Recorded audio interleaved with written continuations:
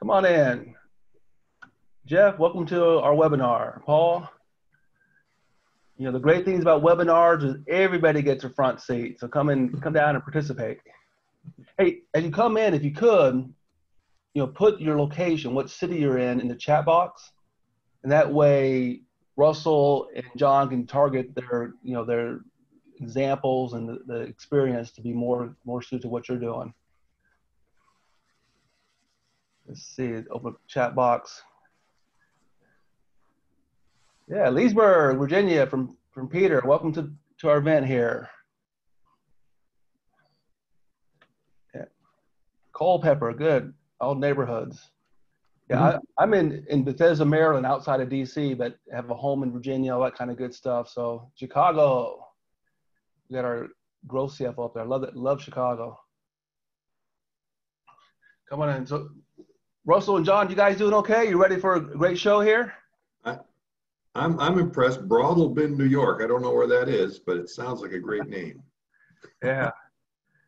Got Houston area. I'm actually from Houston. It's a lot of people. You got TK Lamb. I like that name. Come on in. We got a front row. We're going to get started in literally just about a minute here. Give people a chance to maybe grab lunch, focus, and learn about selling in the COVID world. All right. Michael, that's great that you're here. Eon, Angela. Sonia, I'm in Hyde Park, south of you, 30 minutes, I assume. Yeah, we got Baltimore, Keith. Rocky Mountain, Grady, we talked yesterday. We're going to do some things there. Very good. Okay, Russell and John, game time, you ready? I am. Good to go, Kirk. Okay, let's go. Ricardo, welcome.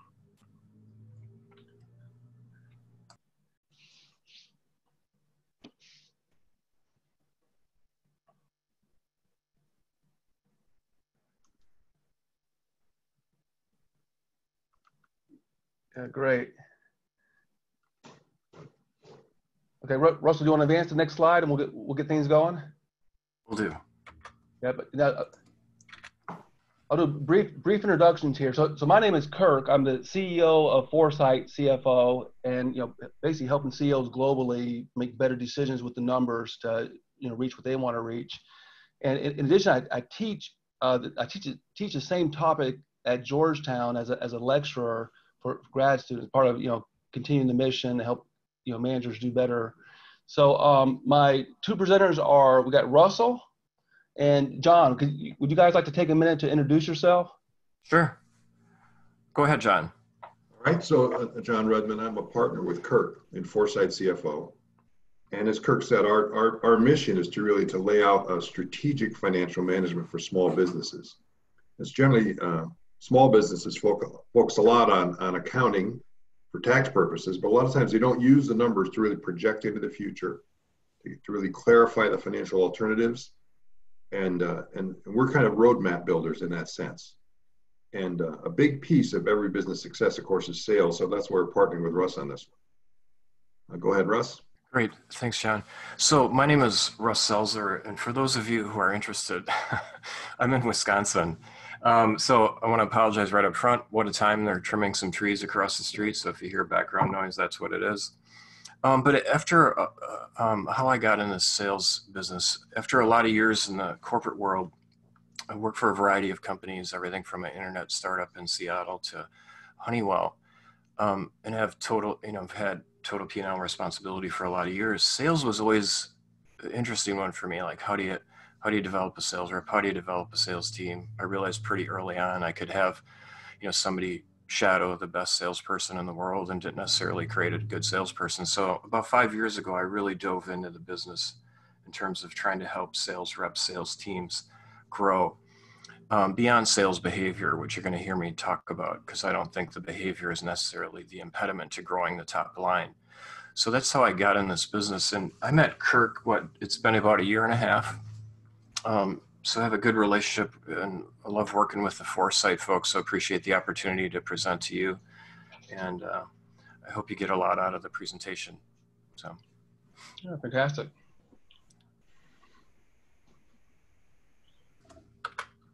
Yeah. So to start out with here, let's figure out who's in the room, get even, more insight so that we can gear the conversation to what your needs are. And so I got a poll question here with 2 questions, and your responses are anonymous, right? We'll see the statistical response in the room so that John and Russell know where to take the conversation, but no one's gonna get a list of names and in the audience saying who showed what. So if we can get to 70% response, it'd be fantastic. And the 2 questions are, what was your top line revenue in the prior year? And the second question, this year with COVID, do you expect your revenues to increase, decrease, or stay about the same? And it's been in previous webinars that the kind of response has really been a surprise to me, the outcomes. So we're at 45%. If we can get everyone almost at 50%, we get to 70. That's a good, kind of a good measurement. All right.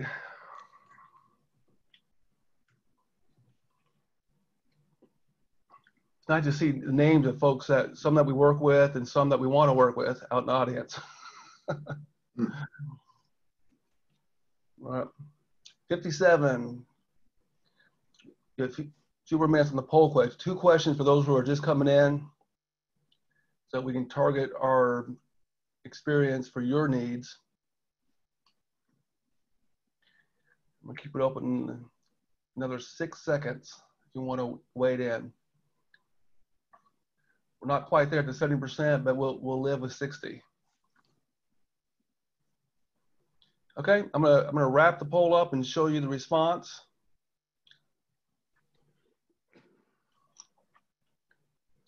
So check this out. There's about 60% of us are doing 0 to 5 million, and then we got almost 40% doing 5 to 40, right? So that's kind of the room, 40%, 5 to 40, and then this is the response. But it's almost half and half, right? Just over half expect the revenue to stay about the same or increase. 25% increase, 30% the same. But 44% are hurting on some level. We've certainly seen both swings on the growth CFO side, and talking about for the ones that are hurting, major pivots. And John has a lot of examples with that, and I think Russ does too. Okay, so very, very good. I appreciate your responses. Thank you. Interesting. Yeah.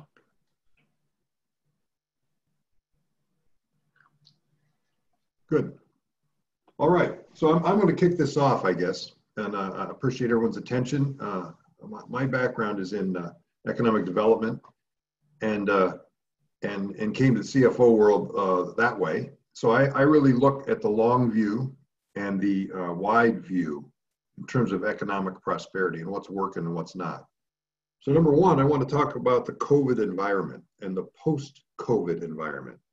We had hoped that people opened back up thinking, okay, it's over, we got this, and now there's a second kind of set of numbers flowing through, which makes us think that the economic recovery is going to be longer and harder than we thought. So that's critical in terms of putting framing your sales effort. In fact, framing the whole strategic direction of your company. So I want to talk about the kind of fundamentals, and I'm going to set this up as kind of on a roadmap to where sales is actually where you make your sales decisions is based a lot on where you're making your company decisions right now. And so at Foresight, we always start with the fundamentals. And so number one is, in order to make good sales decisions, you got to know you have good numbers, and not just top line numbers, how much you're selling, but how much are you netting out of each of your product lines? How much are you netting out of each of your locations and each of your salespeople? So without good numbers as a foundation, it's impossible to project out a good future and make projections that are actually worthwhile. So the fundamentals are important. So make sure that you have numbers that are not just making happy for the tax guy. Make sure they're making you happy in terms of using them to project in a really healthy way. Let's look at number 2. Here in this, especially in this COVID uncertainty, make sure you keep enough cash in your company to handle future downturns or sideways turns. One of the things that surprises people is when their customers can't pay. If you're B2B and you're selling to other customers and they can't pay, even if you're running things pretty well, there's a real problem. So make sure you've got a deep pockets on cash, manage your vendors well, call all of your suppliers and arrange for extended terms in emergency situations, make a good relationship with your bank. And of course, I suppose everybody cashed in on the PPP, which you should do. Take the loans if you need to so that you have a backstop. All right, number 3. Once you know your numbers and once you've got some cash, you need to really look forward to this new environment. So I've got a food wholesaler, restaurant wholesaler, who lost 90% of their business on March 9th when the governor closed down the restaurants. So, and they're still in business. So losing 90% of your revenue and still being in business is terrifying.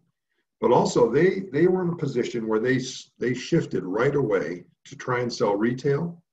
And now they've shifted again to actually absorbing a lot of their competitors who are also suffering, and trying to absorb the customers and workload from some of their competitors. So they've shifted right into acquisition mode to try and respond to this crisis. So for them, that's the only thing that'll keep them floating. But for other people, there's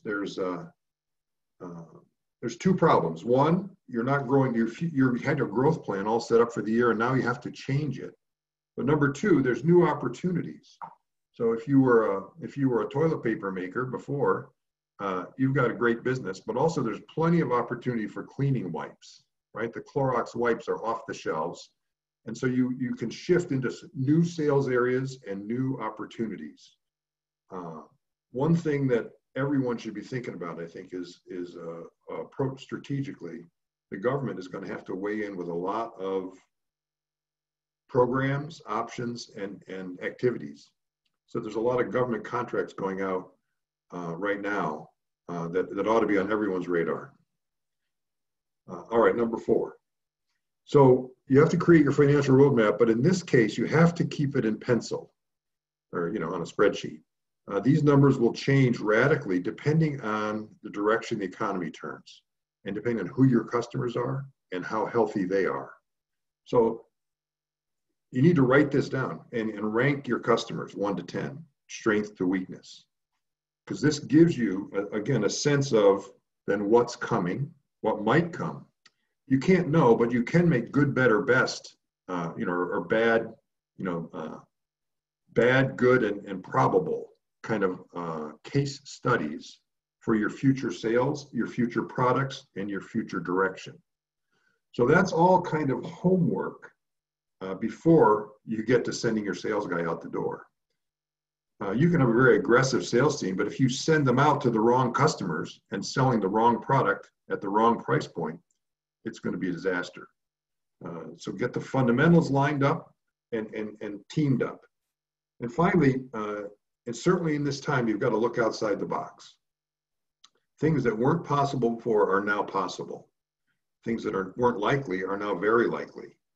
So I've got a furniture maker who has noticed that of course, his office furniture is going off the charts, but he's noticed that actually a lot of people are redoing their whole house. New living room, new den, new bedroom furniture is going out the door as well, because people are not spending money in restaurants, they're spending it somewhere else. And, we're finally getting that new kitchen they wanted. So there are shifts in the money supply that your company needs to identify. All right, so these are the 5 fundamental habits. Now let's go back to the pyramid. That's good right there. Thanks, Russ. Okay, so once you've got the fundamentals working, you have some numbers you can trust. There's 5 levels that we're talking about in terms of getting yourself on the right track. Number one, make sure your foundation is solid, which I just spoke about with the numbers and the projections. Second, you've got to be engineering a profit on everything you sell.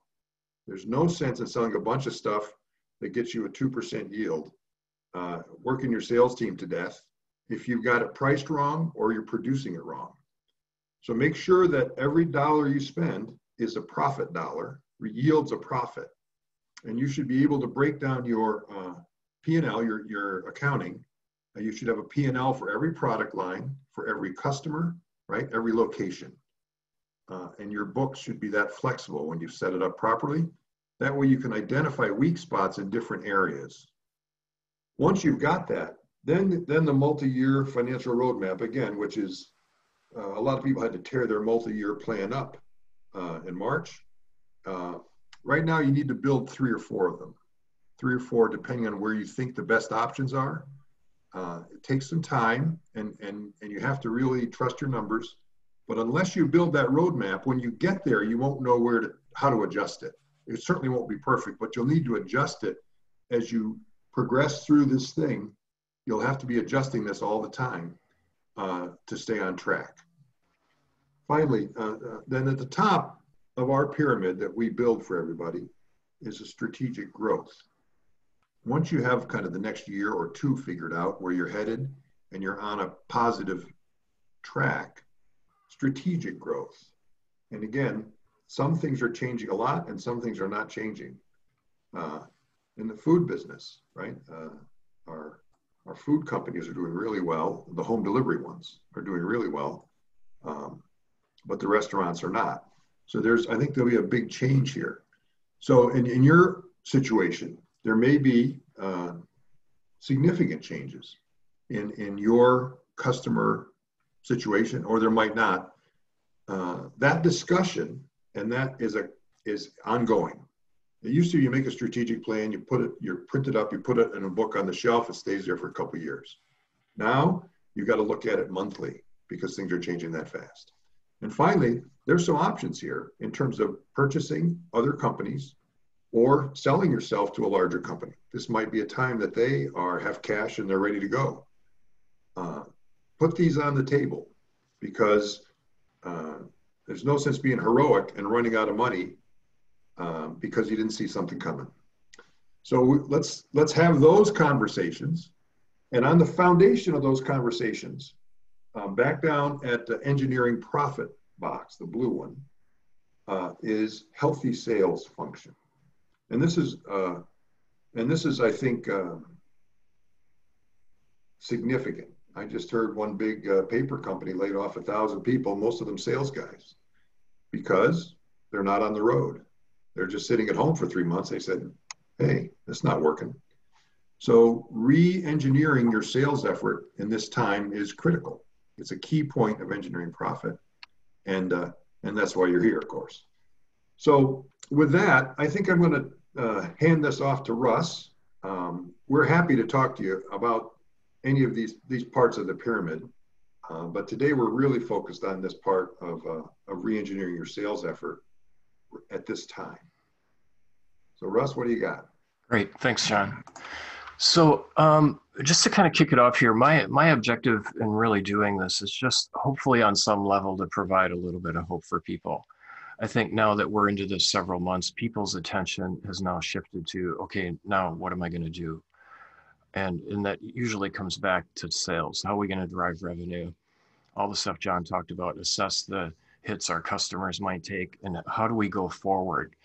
So, so I'm going to walk through some really good principles to help get a handle on what's going on from a revenue perspective. So the reality before, some of you may have struggled with this on some level. Usually it's the case. But the reality before was basically 80% of sales reps provide little to no year-over-year revenue growth. This actually came from a Salesforce survey. For those of you who are on Salesforce as your CRM, it was from a survey they did a couple of years ago, the 80-20 rule. You know, the average tenure of a sales rep, short, year and a half. If you've ever gone out and recruited for salespeople, you'll notice this trend on resumes. Year and a half, 2 years, year and a half, 2 years. Pretty common. I'm not suggesting it's the fault of the rep, but I think what happens, there's a lot of stuff behind that. And a year and a half seems to be about almost exactly as long as a sales cycle for most businesses who sell B2B, maybe on the longer side. But I think what happens is we bring salespeople on, we hope for the best. If it doesn't work out, they either move on their own or they're asked to leave. Most sales reps struggle with, what do I do? How do I establish priorities for growing revenue? That's what I need to focus on now. And there's really only a handful of things you can do day in and day out to make that happen. That hasn't changed. So pre-COVID, it's still the same. So the emphasis has increased. Most CRM projects fail, 50% according to Forrester. Most reps don't use them. So if on some level you're looking at that tool as a way to help give you some insight, it typically doesn't do it. And I'm going to talk about why that is. Most sales reps, according to surveys, spend a lot of time doing things apart from selling. I don't know that that necessarily has to do with other tasks associated with the business, but there are components to selling that a lot of sales reps do not want to do. For instance, prospecting. The average tenure of a sales manager is a little bit longer than a rep. Same dynamic, I think, is at play. So these have always existed. It's important to recognize them and try to shift them. So what does this mean today? I think now more than ever, sales is a process. When I do training, I usually ask the question, is sales process or art form? And it's kind of a leading question. Most people kind of get what I'm looking for, which is some combination of both. But yet, even though they say that, if I ask to see, a process map or show me your sales process and how do you track the team and how do you make sure they're following, there isn't anything. That's common. That was always common throughout my career. I think there's a lot of myths as to why that is.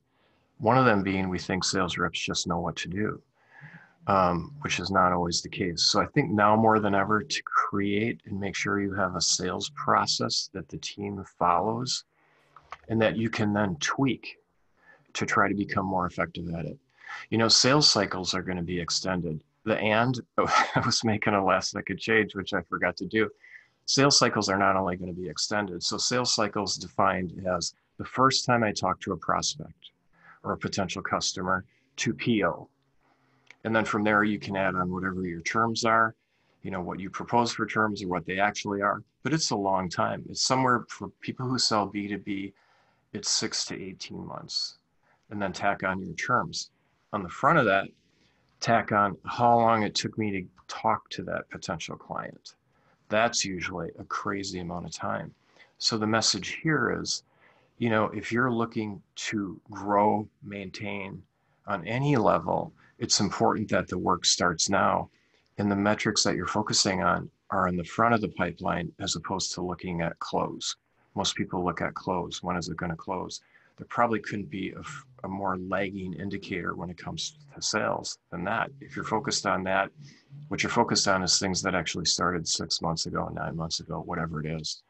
So you're going to see sales cycles extended. And I know you can shorten them by some sales behaviors, which I'm going to talk about.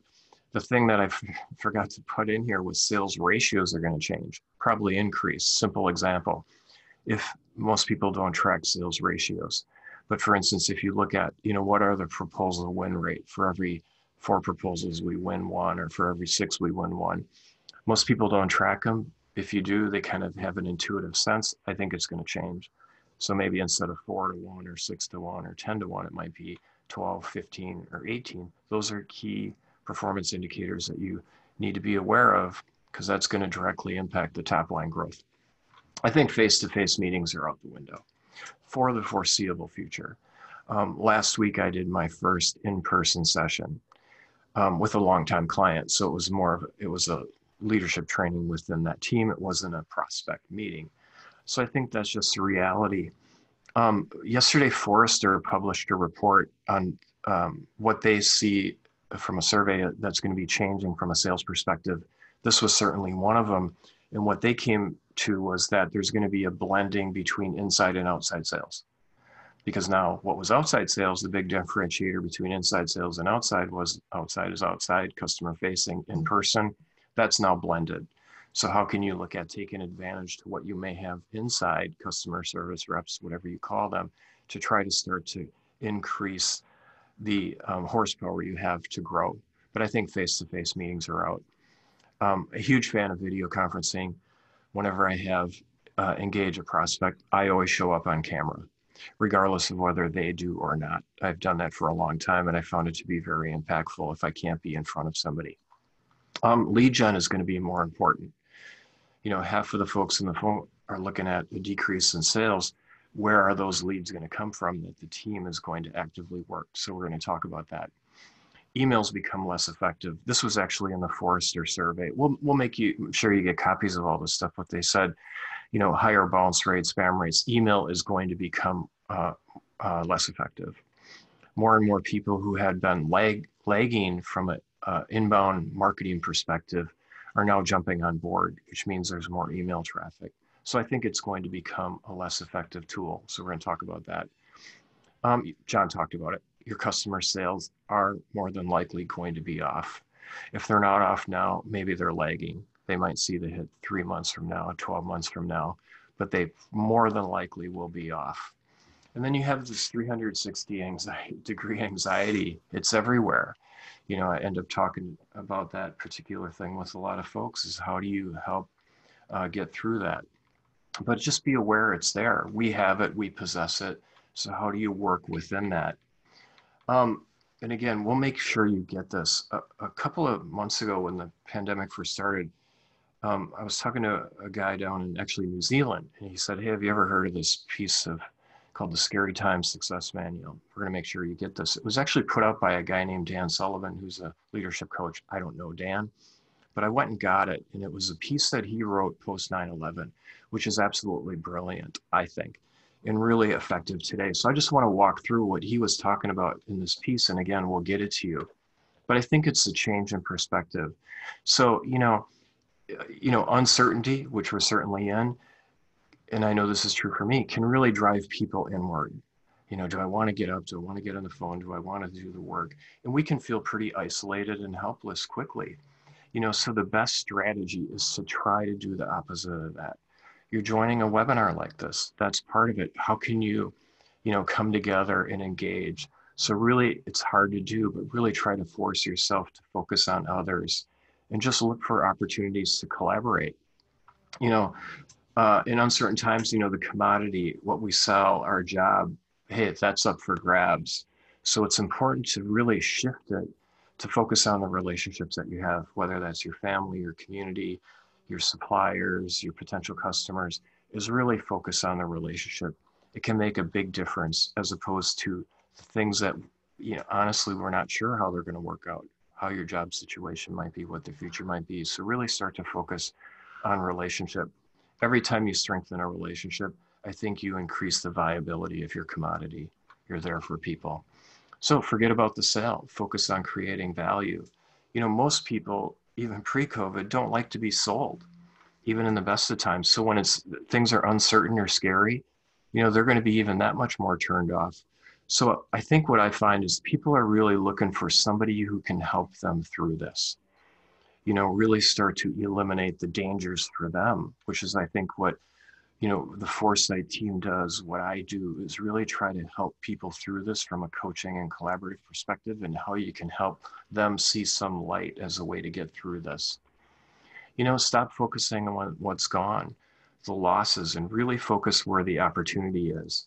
The stuff we took for granted is gone.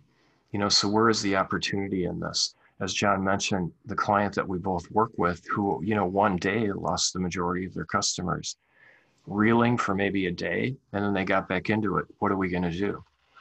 Again, forget about the difficulties and really focus on progress. What are you doing? How are you building muscles that we may not have had to rely on, to really grow?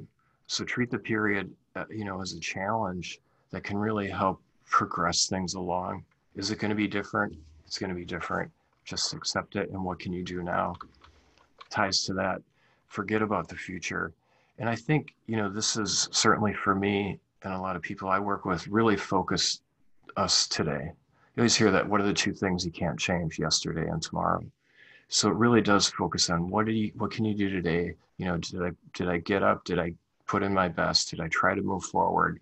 Is it moving me in the direction I want? And just focus on those 24 hours or 12 hours that you're working it.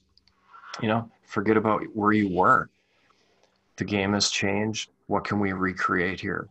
Which is the example John talked about, which I'll get into a little bit more detail.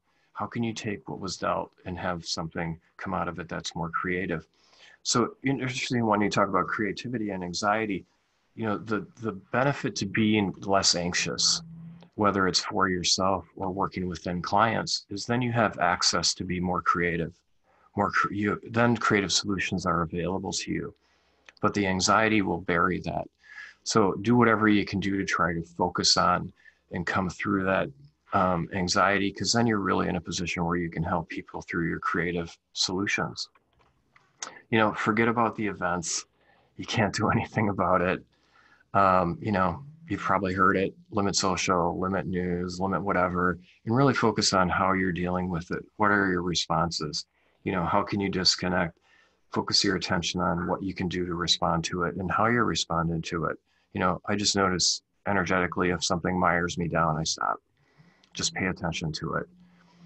You know, forget about what's gone, what's missing, look at what's available. I love doing these webinars because, you know, I always hope, and I know John and Kirk do as well, that you see us as a partner, somebody you can lean on, help, you know, collaborate with, vent, whatever it might be, but just start to look at what's available to you that can help. You don't have to go at this alone. There's plenty of resources, you know, not only on the phone, but, you know, elsewhere who can really help you. Tough one for me, you know, forget about complaining, you know, and just really focus on, you know, what do you got going for you? You know, what do you got going for you? Not easy to do, you know, but the more you can try to practice that, you know, just focus on the environment where I'm working, what I got today, what's in front of me, the possibilities that I can create are just going to be beneficial longer term. So again, we'll make sure everyone gets this piece. So I'm going to turn it back over to John, and we're going to look at options if you want to grow, one of which is acquisition. John talked about it a little bit. Do you want to add any more to that, John? Okay. Yeah, I've got a couple points. I think you hate to think that you're taking advantage of other people's troubles, but I think there's a fine line between facing reality and, as Russ said, and looking for opportunities. So one of my customers that we're talking about, their competitor came to them and said, "Listen, either we're closing, or you're going to help me keep my line open and keep my customers."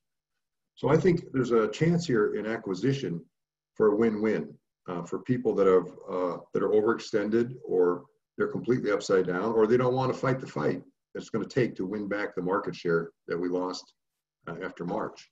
So I think there's a good chance, if you look out there, there's a lot of cooperative ventures that you can pull together with the right mindset. So that's one way to grow. And one of the advantages of combining customers was they pulled up, you know, a whole batch of new customers that they hadn't touched before. So now they're cross-selling their products to each other.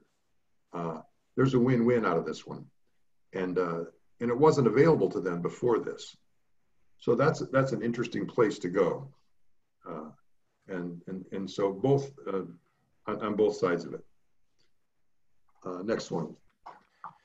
So, you know, be open to those opportunities from a growth perspective. And what I'm going to really focus on for the next, you know, portion of the presentation is, you know, how do you grow? A lot of companies relied on pre-COVID, hey, I grow, my existing customers grow, I'm the benefactor of that. Now, if they're in a similar position to you are, that may not be the case anymore. You know, you could develop new products, but really the focus of what I want to talk about is, you know, how do you go after and sell into new markets, new customer acquisition in your existing market? And John mentioned the client we're talking about here, they had a great statement. You know, when this thing happened, they reeled for maybe 12 hours. They came back at it, the whole leadership team together. What did they read, John? Who moved my cheese? They had an assignment, I think, over the weekend. They came back. And I love how they positioned it. They said, hey, you know, we're not pivoting, we're swiveling, because we know we're going to go back to what we did before as soon as these locations that are in the hospitality business open back up. So we're going to go back to that. But how do we swivel and try to, manage through this as best we can? A plug. John and I did a podcast with a couple, which is available on the website. You might find it really helpful. It's such a refreshing perspective. And it says, hey, they're not out of the woods yet, but they're continuing evolving. Now they're looking at acquisition strategies, as he mentioned. So we did that about a month ago, I think, John, the podcast.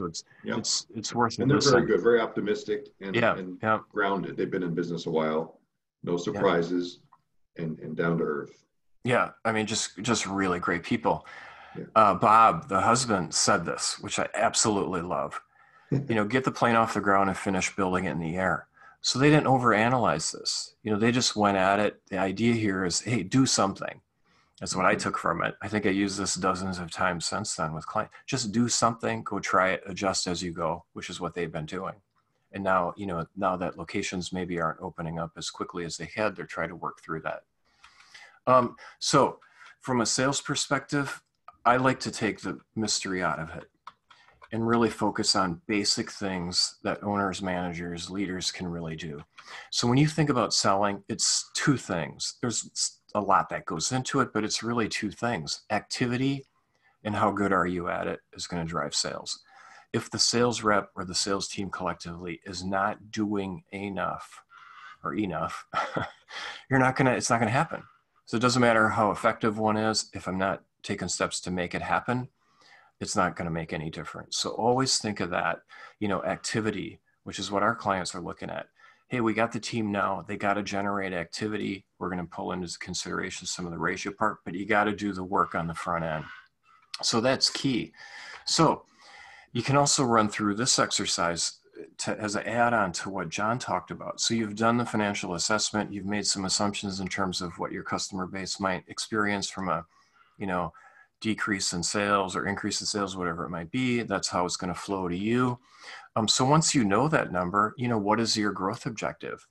If you wanted to grow 10% over prior year, taking into consideration all those factors, whatever it might be, but figure out, it can be intuitive, but it gives, where I'm going with this is going to answer the following questions, is tell you the cadence the team needs to work at. Factor in attrition. If my customer base is going to be down 20% or 80%, factor that in. Know how big your average sale is. It's a simple metric. What do we do from a PO perspective, last year, and help me figure out what your average sale was. Take a look at what your proposal or quote win rate was. If you look at that, again, most people don't track sales ratios. So I really want to emphasize doing some basic sales tracking, even if you make assumptions about them. But your proposal quote win rate, if it was 6-1 at the end of 19, maybe it's going to be 10-1, 12-1, but make some assumptions about that. You go all the way to the front of the pipeline, which is, hey, the very first time I engaged a potential client or prospect, how many of those worked my way through to sale? That's the number. Most people don't track it. There's another ratio. How many of those targets did it take to get in front of somebody? Maybe I called 8 potential leads on my target list. I spoke to 8, but I got 1 appointment. That's a ratio. So there are ratios all across the pipeline. But what that's going to do is tell you the pace, the cadence that the sales team needs to achieve and maintain. So you're no longer looking at a close. I'm looking at, what did they do today? And each and every member of your sales team, now more than ever, should know exactly what that is. If you want a sales rep to grow by $500,000 and your average sale is 50,000, that's 10 sales. My proposal win rate is 6-1, that's 60 proposals. You can quickly back into, what is it going to take from focus on the front of the pipeline. That's what's going to make a difference. That's what they can do day in and day out, as opposed to focus on close. Russ, one thing I might want to add to that is in this situation, you might be starting with 70% of last year's sales. Yep. In that case, you're not looking for a growth objective. You're looking for a get better objective. So it's fine to peg your sales lower. Let's get realistic. The second thing is, a lot of these ratios might change in the COVID world. Some Right. salespeople said they're the first people out the door and no one's seen anybody for 2 months. They're getting a lot better response because they got out there right now. So depending on the environment that you're going into and your selling environment, some of these ratios may shift in the post-COVID world. Yeah, absolutely. I would say they will shift. So I would make the assumption as to where you might have been pre, and then make an assumption as to what do you think it's going to be now. I do think it's going to change. So what I want to do is walk you through a pretty basic sales pipeline in terms of what can you do and what can you manage. So for those of you who have CRMs, or if you track it on spreadsheets, it really doesn't matter, but you have a group of targets. Those are accounts that I'm interested in talking to.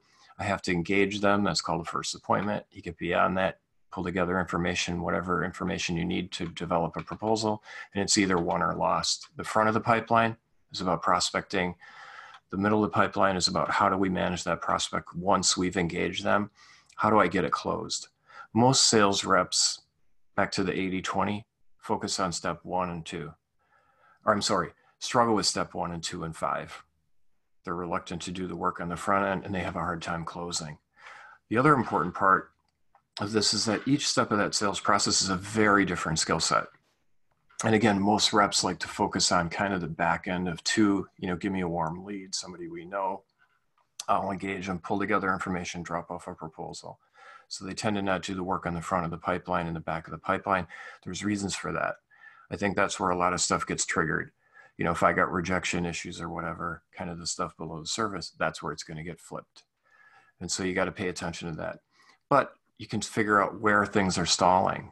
If you're not doing the work on steps 1 and 2, your future's clear. Not much is going to change for you.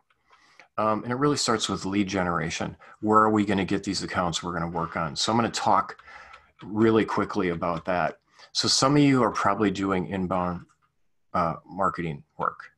Foresight does it. A lot of people do it. You're creating content, you're putting it out there through an email list or social channels, and hopefully people engage and say, hey, give me a call, contact us. So digital marketing, which in my opinion is a very passive approach. Of course, it requires action. You're creating content, you're doing webinars, you're doing stuff like this that you're putting out there, but it still requires you on the other end to take a step to reach me. So, and the reason I think there's a ton of value in that. But it's less threatening to a salesperson. We get a warm lead, you filled out a contact us form, I reach out, I call, and things hopefully happen. It's less uncomfortable for me because you're already sort of qualified. The other way is outbound, where I have a list that I'm working. That's what your team can do today. So I think post-COVID, or we're in COVID, not post yet, but it requires the team to be very active in trying to grow. And so I want to very quickly talk about inbound. I pulled together some slides from a client of mine, just for those of you who are in the business or have done this. The Forrester report, which I'll send out as well, indicated that they're seeing a big uptick in what they call laggard industries getting into inbound marketing. Manufacturer was one of them. They traditionally hadn't done a lot of inbound marketing. They're now getting into it. But I want you to be, you may know this, but I want you to be realistic. This came from a client's, they were using HubSpot for marketing automation. So over the 30-day period, this was done back in October, they sent 36,000 emails. You can track who opened them. So about 11.7% open. There was a link in the email, probably drove them back to their website. About 1.37 click the link. Okay, so 36,000 emails, 486 clicked to go to your site. And then the delivered rate, bounce rate. So there's bounces are where you've had a bad email address, for example. So then you start to track sessions, session analytics. These are people who came to the site. So over this, 8 or 9 month period, whatever this is, it's 15,000 sessions, north of 15,000 sessions, but kind of 15,000 web session. So a lot of activity, apparent activity on the site. People are there. Page views. So a session is a session, and then page views, how many did they look at? So 80,000 page views, dip down to 60, a little uptick here. The data was pulled here, that's why that's dotted. So a lot of web views, page views. Look at this. So over the same period of time, these are the total submissions. These are people who filled out whatever CTA, call to action, whatever contact form you had in, said, hey, I'm interested, give me a call. Or maybe you had a piece of content that was gated. In order to get maybe a white paper or something, they had to enter their information. They gave up their information. We've all done it. But look at the data, somewhere between 50 and 100, a little bit of a peak here at north of 150 in September. So those are the total submissions. So remember back to 36,000 emails in September, submissions of that. Google Analytics, users, sessions. The thing I wanted to point out here is that typically people don't spend, and we're people, don't spend a lot of time on sites. 39 seconds, it's quick. 2 pages, bounce rate of 23.6, meaning wherever they landed on your site, they left. They hit it, they bounced off. So to just be realistic about this, and this is the funnel, right? So top 1, total visits, monthly visits, so 36,000. And then you get down to total number of visitors who converted as leads by filling out a form. Remember what that was? Fraction of that. So I always threaten to one day I'm going to redraw this graph so it's to scale. But if I did that, you wouldn't see a whole lot under traffic. It would pretty much be a straight line. So I just want to be realistic that if you're looking or dependent on inbound marketing, to be realistic about the amount of leads that will be provided with you. If you haven't done it yet, it's certainly worthwhile doing. I think it helps, in addition to other things, build credibility as an expert. It can help the sales team. There's a lot of ancillary benefits to doing it, but just be realistic that if you haven't begun that journey now, it's probably not going to save you. And so that's the reason I shared these slides, is just be clear on that. The other one is, what can you do day in and day out now? What can the team do to try to drive business? So I can be active. I can work a lead list. There are ways to get lead lists. There's a free service that I use called A to Z Database, believe it or not, available through your library. So it's like the only place it's available, but the quality of the data is as good as any. And so you're going to have to generate a lead list. So look for databases you can use. There are plenty that you can pay for, but again, I would look to things like a to Z that are free. You're going to have to cast a broader net. And if you want the team to get busy now, start building out that lead list. John mentioned it before. Go back to dormant accounts, maybe accounts that were in the pipeline before, didn't work out, maybe customers that you have worked with in the past that some reason just went away, you're not even sure. Maybe there's been sales turnover, whatever. There are ways to build lead lists beyond just buying one. Things like this. Do a webinar can be a great source of leads. Do podcasts, another one. I always come at the webinar and the podcast piece like this from an educational perspective. I'm here to try to help people out. That's the spirit of it at its core. I know that's where Foresight is. We're really trying to help people out, but you can do that can be a great way to generate leads. I have clients that are going back to traditional mailings. One client down in Texas who said they can't believe the results. They're going old school. They're putting together packets, they're doing mailers. The sales team is then following up on their mailers because they can't get in front of people. And he said, I can't believe the results we have gotten. So, dust off some old tricks. They might be worth trying. Join groups. There's a lot of online groups forming now. I used to be a Vistage member. Those are all online. Look to join networking groups or create them. I've created my own, where I've gotten together and invited people to join, networking sessions. Have your sales team should be doing this. Make no bones about that. They should be doing this. They should be out there active, trying to get in networking groups, peer groups, trying to really continue to develop it. Look to your customers and suppliers for referrals. I put together a piece a while ago, which I'll get you as well, on how to ask for customer referrals. It's typically an area which most people don't look for leads for a lot of different reasons. But look to your existing customer base as somebody who could help you out. And certainly LinkedIn. LinkedIn's getting a bit tired. A lot of people reaching out. I continually get hit up. Hey, we can help you grow. We can do the, on and on and on. It's certainly a great place for doing research. It's key for that. Looking for potential, buyers. But just be realistic about what it might deliver to you. So that's targeting. So once I have, or that's lead gen. So once I have lead gen, who am I going to work?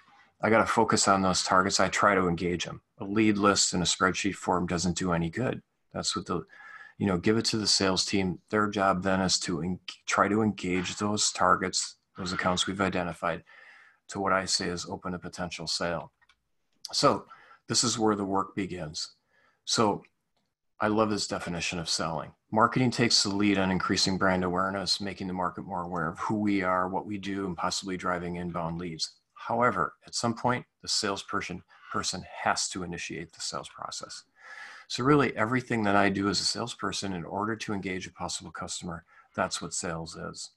So the emails, the phone call, the social media, the LinkedIn, the networking, all that efforts, is what it takes to get in front of a prospect. That's what it takes.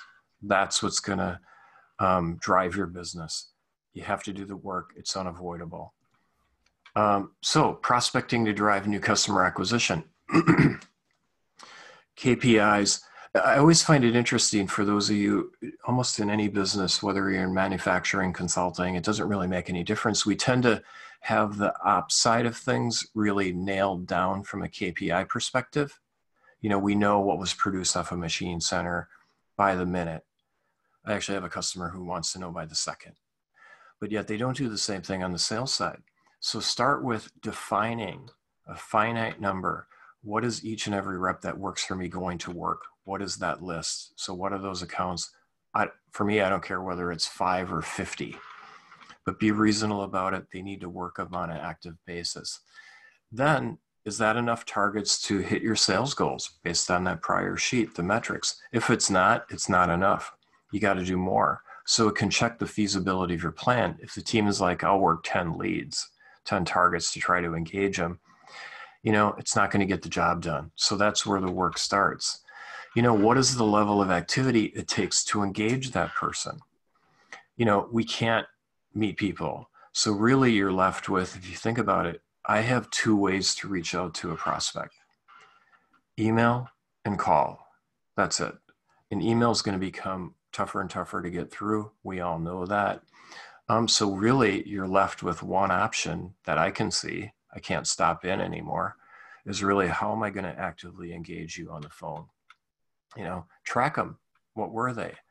Most sales reps engage in prospecting by sending out sporadic emails and hope things magically happen. A lot of times what I'll say to sales reps, would you reply to you? And I'll get a resounding no. I'll be like, why would you continue to do that then? You wouldn't even reply to you. What makes you think somebody you don't know is going to reply to you? So track those things. That's a metric. For the most part, it takes somewhere between 8 to 12 points of contact in a consistent, but say not bothersome fashion to engage somebody. We don't return phone calls. We tend to not return emails, but having a process for prospecting that says the rep is going to do this over a particular period of time, more than likely you'll engage somebody. And then once I engage them, how do I get to talk to them? So my goal in reaching out is really try to schedule first appointments. I'm not trying to open and qualify, but I'm typically trying to set a time where I can get on the phone and understand more about your business and try to figure out how I can help you. Then once I know, how do I get better? Then you as a manager, owner, or as a sales rep for yourself, you can figure out how you can get better once you know that. So what is the objective? Be clear on that. That's how you drive prospect engagement. My objective is to always get them to what I call a first appointment. So if I'm reaching out to a prospect, I'm not trying to open the sale. I'm not trying to qualify the sale. I'm trying to reach out to somebody, engage them in a conversation to set up another time where we could potentially do a video call. I think we're left with phone. Like it or not, I'm coaching a new sales rep to one of the companies I help, and to date, after a month, he's afraid to pick up the phone. It's not going to move the needle. It's not going to help him, and it's not going to help the company. You're going to have to try to engage people. Once I do that, what am I going to say? If I call John, he answers the phone, It takes a microsecond for John to figure out this is a sales call and for him to go, oh, damn, how do I get off of this? Be prepared for that dynamic. We do that, Russ. Well, not to me, maybe, but you got to understand this is what's at play, and so how do I get beyond that? If I email people, what am I going to say? If you're like me, I'm not reading a dissertation. I'm not even reading 3 paragraphs, but what is my email going to say to try to drive engagement? What am I going to say to somebody when they say, hey, I'm not interested? There's only about a handful of reasons you're going to get. We're good. We're happy now. I'm not interested. I worked with you guys in the past and you screwed me. There's only so many things, but each and every individual rep has to be prepared for that. This is why the work of prospecting doesn't happen, is because it brings up a lot of issues, potential issues. I often tell, if you want to find out if your self-esteem or self-concept is up for grabs, be a sales rep for a week, because you're going to get challenged. If you got rejection issues or likability issues or competency issues, you're going to be challenged immediately. This is why the work doesn't happen. So I need to drive that engagement. Once I've engaged them, that's prospect management. That's all about active engagement. When you look at your pipeline, you should see a wedge pattern. There's a lot of targets, there's lesser first appointments, there's lesser at gather information. Basically, that's your ratios leading up to proposals and hopefully wins. You're going to see that pattern. This is key. Once I've engaged somebody, I never walk away without a definitive date and time to talk to them again. Literally, if I'm meeting somebody, we'll have a conversation. I'll say, hey, you gave me a lot to think about here. Let me give some thought. How about if we get together on Friday at 10? Most sales reps do not do that. They'll walk away with things like the customer says, hey, it sounds good. Why don't you call me in August? And we'll go, okay. And then what happens when you try to call in August? Or they'll say, give me a call on Friday. What happens when you try to call? So one of the ways if you're using a CRM or a spreadsheet, doesn't make any difference, to evaluate the quality of your current pipeline, do this one thing as soon as you can. Look at the opportunities you have in play. It doesn't matter what stage they're at, and see if you have a date and time to talk to somebody, not an action, but I literally have a customer. I have an appointment. So when I get that engagement, I send out an Outlook meeting notice. So that's the gauge. You'll probably be surprised that when you look at your pipeline, probably it would be north of 95% will not have a date and time defined as it's in the customer or prospect's calendar. So that's something you can do right away. You do that. What's the job of the sales rep? To try to drive re-engagement. And then you can look at how long has it been. Most of what's in customers' pipeline, not only or sales pipelines are not, there's no definitive date and time to talk to anybody, but they've been stalled forever. I had one client, I looked at their CRM and they had stuff at proposal stage that was, the last contact was 1,100 days ago. So this is common. So get real. The longer something goes into what we call fall down, where I've lost the date and time, the quicker it dies. And so get real about the quality of your pipeline, not only looking at where you have active engagement, but then ask your team, when was the last time you talked to them? And a lot of times now it's certainly pre-pandemic, which is understandable. Then my job now is to dust those off and try to get them back up in play. Track the actions for getting those opportunities back up in play. What did I have to do to get it happening? I know how hard it is to engage people. So I really hold that almost sacred. And so once I've engaged somebody, I don't want to let it go. If there is mutual interest, in other words, if somebody thinks I can help them, and I quite frankly think I can help any sales team, I want to keep it moving. This correlates to the sales cycle. I don't want to induce delays in my sales cycle. So if I'm, again, I'll say, hey, John, I love what we had here. I think I can put together a good plan for helping you out. How about if we get together on Monday and I can walk you through my thoughts? 10 o'clock, I get a definitive date and time. It's key. Because I don't want to go back and try to chase people. Track where you're losing. Not everything is lost at proposal stage. And then again, the key, how do I get better? How does each and every team member get better? Identify the issues, and then how can I get better at it? That's the key. So then we get to the back of the pipeline. which is about closing. It's about ratios, sales cycles, average sale. You can start to track how many appointments did it take that made it all the way through the pipeline to a sale. What was that proposal win rate? How long did it take? What is the sales cycle? What's the average sale? Start to accumulate the metrics that I had on that prior slide. Have you created an active schedule for prospecting? If you don't have that yet, I strongly suggest you do it. If you don't have enough leads, that's the first thing. So you can make a quick list to get the team out there. Do you have dates and times to meet with people? What action was taken to get things back up in play? Can you get a forecast? One of the things that I learned, and I was guilty of all these things that I'm talking about now, where, if you've ever done this, where you'll roll up, you look at a forecast. Kirk had a great quote. When Kirk and I first met, he said, the hardest line to predict on the P&L is revenue. And it just really stuck with me because it was something that was problematic throughout my career. Is, we look at the CRM or we look at a spreadsheet or whatever you're using, and you think you're going to close, $2 million in the month of June, and you close the books in July and you didn't even come close. Then you try to figure out what happened. You go back to the team. If I knew then what I knew now, I would know. I knew that had happened. There was no appointments to talk to anybody. Why would I plan on anything closing if I didn't have a date and time to talk to somebody? That's where a team then can commit to the close days. So forecasting should also take into consideration your ratios. If I have $1.5 million worth of opportunities at proposal stage, and my proposal win rate is 4 to 1, I'm only going to win 1 out of 4. Don't think all of those are going to fall. They're not. Ratios do prove out to be pretty true pretty quickly without a lot of data points and without some active focus on trying to get better or more effective. It's not going to happen. So the other thing now from a COVID perspective is, does the team have the ability to work effectively from home?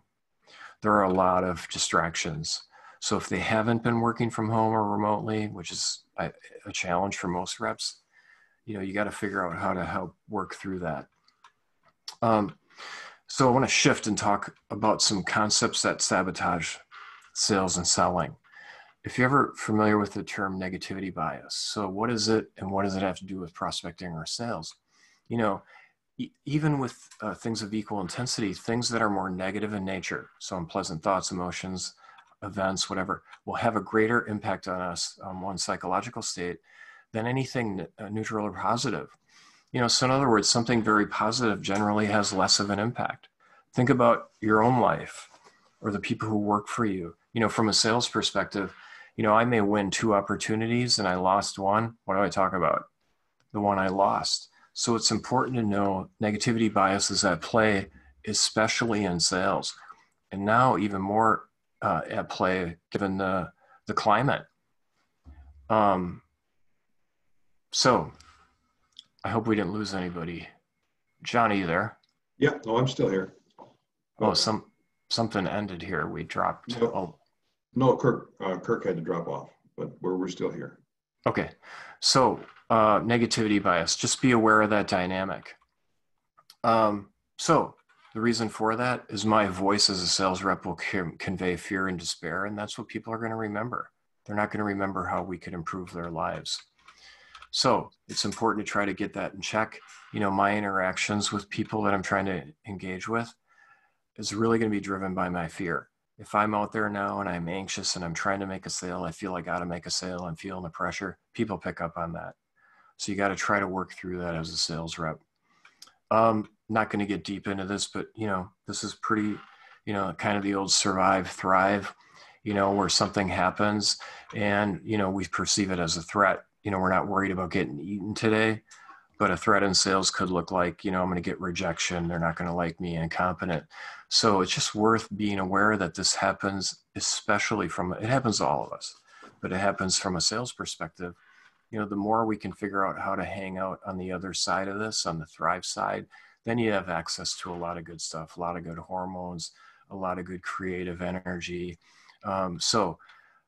Here's typically what happens to sales teams, or managers. We think we're going to start here and we want to go hit this revenue number. We think it's going to be a straight line. The reality is it's not. sales reps veer off. And today that's, again, it's not like you're going to get eaten, but what it means is, I do things like if I'm working from home, I'll go throw in the laundry. I'll go hang out on my deck. I'll go cut the lawn. I'll go make a phone call to a buddy, so that's how it shows up today.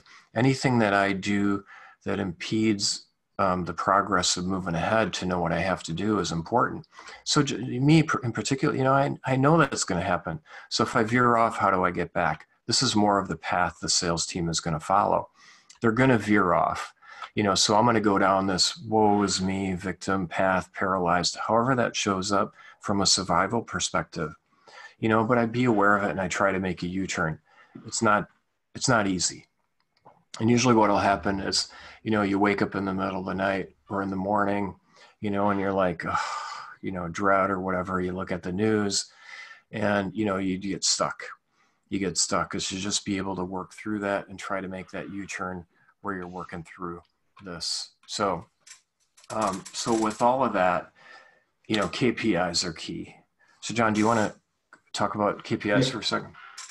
I think that what we found is that using the numbers involves looking at them, and unless you can clearly understand the numbers that are good for you, then you lose focus on them. You tend to sit on the deck, as Russ said. And so the KPI functions, simple is better. 3 or 4 key performance indicators. And for us, I think, like, pick up the phone. How many times have they picked up the phone? Or what you talked about? How many of your appointments have dates and times on them? It's a key performance indicator, as opposed to just how big is your pile of leads. So I think we found that this is critical to actually make things happen on every level. Russ, so go ahead. Completely agree. I mean, and it's interesting, I've said it before, but we'll put a crazy amount of energy on tracking ops performance or customer set or quality. Do the same thing from a sales perspective. It's not a lot of metrics, and it may seem nitpicky, but it's what's going to be incredibly important. So I just took the screenshot of a CRM back to the wedge pattern. So if I'm looking at my CRM for an individual rep, I want to see a bunch of targets. There's going to be less appointments. The goal is trying to drive first appointments. Then I move them along. You're going to get your share of closes. The red stuff on this represents a tool whereby if the date and time of the next appointment is in the past, it identifies it. Start to track what goes into fall down.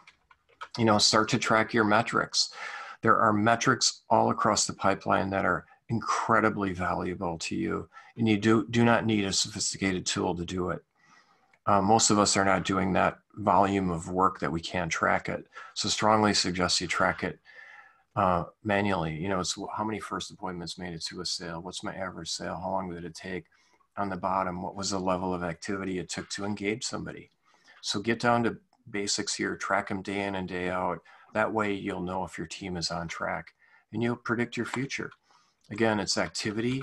When you look at your pipeline, do you have an activity problem? In 30 seconds, I can tell when I look at a pipeline, it doesn't matter what CRM it is, I can identify the problem. And it typically is an activity problem. There's not enough going on given some ratio assumptions to make it happen. So just start focusing on these basic things. And here's how I define a good day of selling for me. Having more of these than less of them is going to start to change things. So opening a potential sale, that means I've spoken to somebody and I have a date and time to talk to them again. Then, or did I advance something? So did I open a potential sale today, or did I advance a potential sale today? That's the objective. That's the rule. So given that Kirk dropped, I'm not sure, but I don't know, can we see the Q&A? I was going to say we could answer. You have the host powers there, Russ. So if you have any questions, I think we can pop them in right now. We're going to make sure you get a copy of the recording and all the handouts that I mentioned throughout the presentation. And I think we did a thorough job, John. I'm not seeing any Q&A. You overwhelmed them, and it's after lunch. There you go. So again, I certainly appreciate everybody taking time out of your day to join us. If John, Kirk, myself, if any of us can be of any assistance, even if you just want to get on the phone and chat, please reach out. My website is 3yg.us, John's Foresight CFO.com. We'll love to chat. We'd love to help you out. We can get through. Oh, we got one question. Let me just grab it quick, see if we got it here. Oh, no, it's just a thank you. So appreciate that. There's a couple in the chat, actually.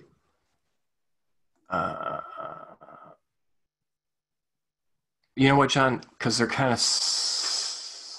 Oh, wait, let me see if I can get some of these. We'll take some time if you're okay with it, John. I think people are welcome to, if they have to jump, they can. But there's this interesting one here from Jim Hall on how important are the customer data analytics, such as churn, retention, LTV, things like that. Customer data analytics. Beyond what we talked about, I'm not sure exactly what, Jim, what you mean by that. Well, I will say that most, a couple of my customers are very concerned with a good sales effort, selling people in the front door. But meanwhile, they stay for 6 months or a year and leave and go somewhere else. So the churn, they're going out the back door as fast as they're coming in the front door. That's not a sales problem. That's an operations and customer service problem. Maybe you're talking about customer attrition? Yep.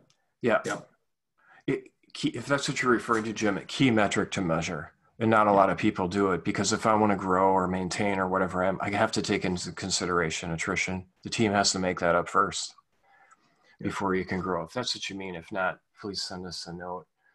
We're going to send out a copy of the slide. The recording.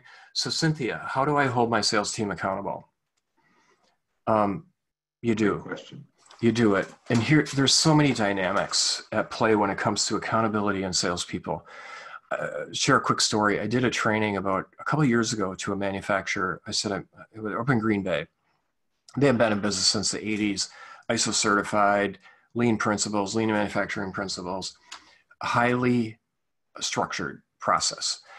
And I was doing the training with the team, and the CEO was in the room, and I posed the question, is sales process or art form? He said, both.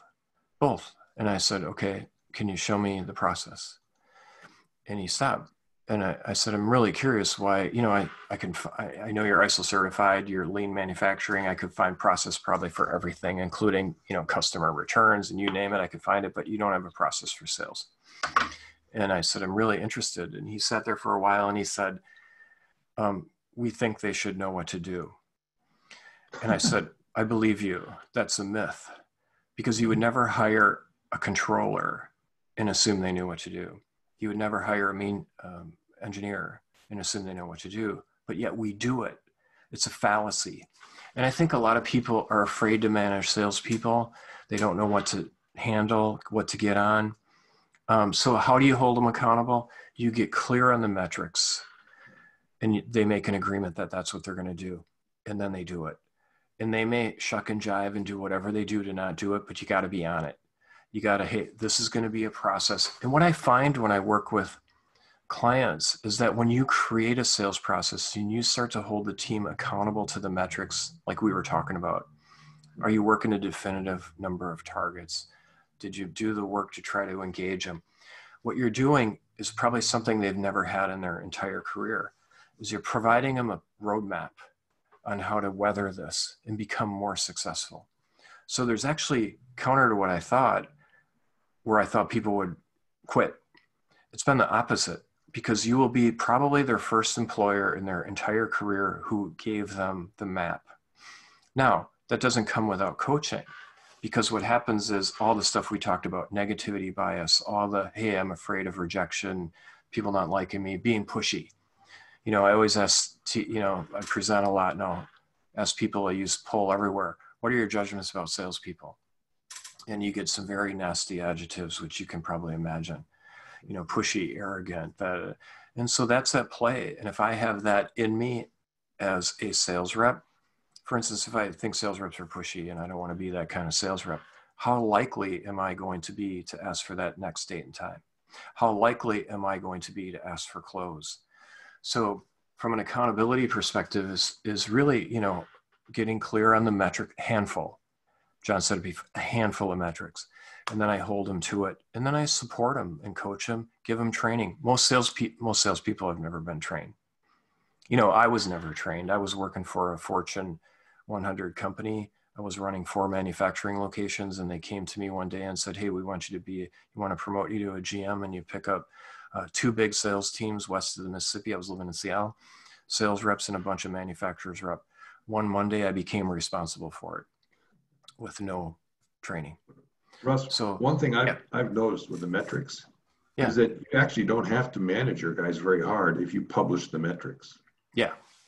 You just But show them these guys are competitive. And if they're behind Joey, then bam, they're on it. yeah, and you have to coach. You're going to have to coach and help them and be supportive, just as you would any other employee. They're going to run up against resistance. You know, the rep I was coaching yesterday, I said, how many phone calls did you make in the last 2 weeks? None. Let's talk about that. Why not? I don't have any problem calling. Which I said BS. And then we had a real conversation. You know, so it's about that kind of coaching work. Anything else, John? It's a long list. What we could do, John, is we get a copy of this, and we can do a Q&A, and we'll put it out to everybody, because here's one I'll ask, and then we'll answer, and then we'll stop. What % of sales is typically generated inbound versus outbound?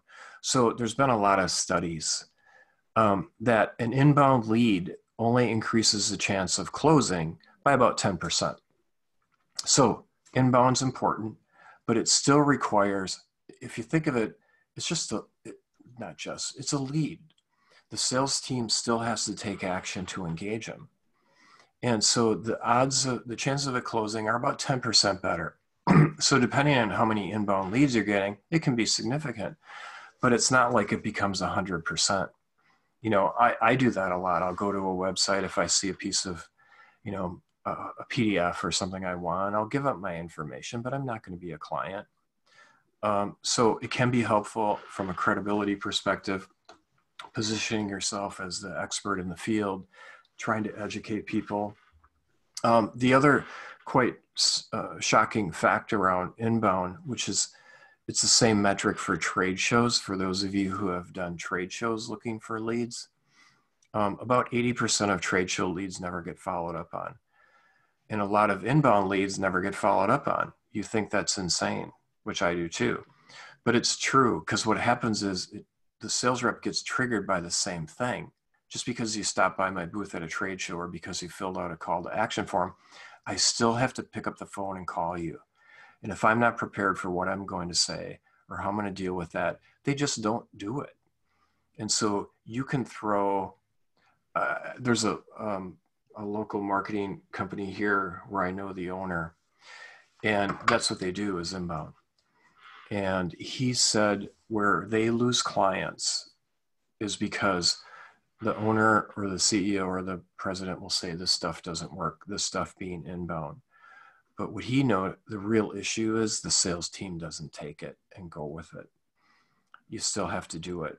And so it's a process. If I get an inbound lead, I follow my same process for reaching out to try to engage them. And most people will just fire off an email. So again, John, anything else you want to add with? Otherwise, we can close. Or Jose's got one more, so let's do one more. It's a build a relationship, or do people buy from people they like? Is that how much of a factor is that?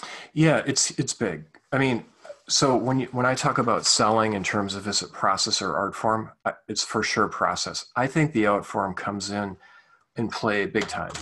It's my ability to develop a connection with somebody. It's key. It's a skill. I do it different than John does. I do it different than Kirk does. But my ability to connect with people, and it's still important. You know, unless I'm in a highly transactional commodity type, price is all that matters. I don't care what the rep is, what they represent. But I'll leave it with this. If when you think of selling, what you are up against is not a competitor. What you're up against is the willingness of that prospects to change. That's what you're up against. Most people don't want to change. We don't want to change. Habits are hard to change. We don't want to do it. That's why New Year's resolutions last about 10 days. So when I'm in front of somebody, especially at the first appointment stage, as a rule of thumb, I'm only talking about 20% of the time. I'm interested in learning about your business. I know John is the same. Once I understand your business as best I can, then I have a shot at putting together a proposal that's going to help you get where you want to go faster than you would on your own. So there is the motivation to help get somebody to change. So I always think of it as that's what I'm up against. The relationship build, whether you have confidence in my competency, you like me, we like each other, we got a connection. It feels like there's a good vibe between us. You're not trying to sell me. Your general, all that stuff comes into play. It's huge.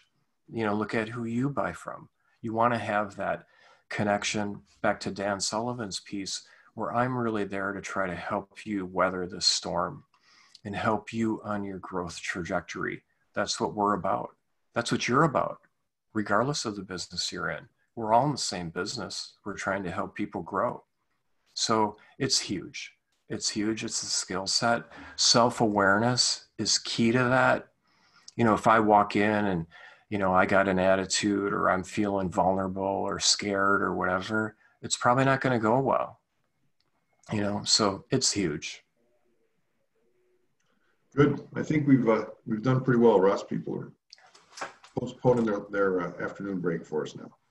All right. Well, thanks, John. It's always fun working with you. I love it. Thanks. Even though Kirk dropped off, appreciate it. And again, if John or Kirk or myself can be of any assistance, please let us know. We'll get you the recording link and all the collateral we talked about here. And thanks for joining. Yeah, and I wish you all the best on transitioning this new uncertain terrain out there. But a lot of help available, and also it'll be fun if we do it right. Yep. Hang in there.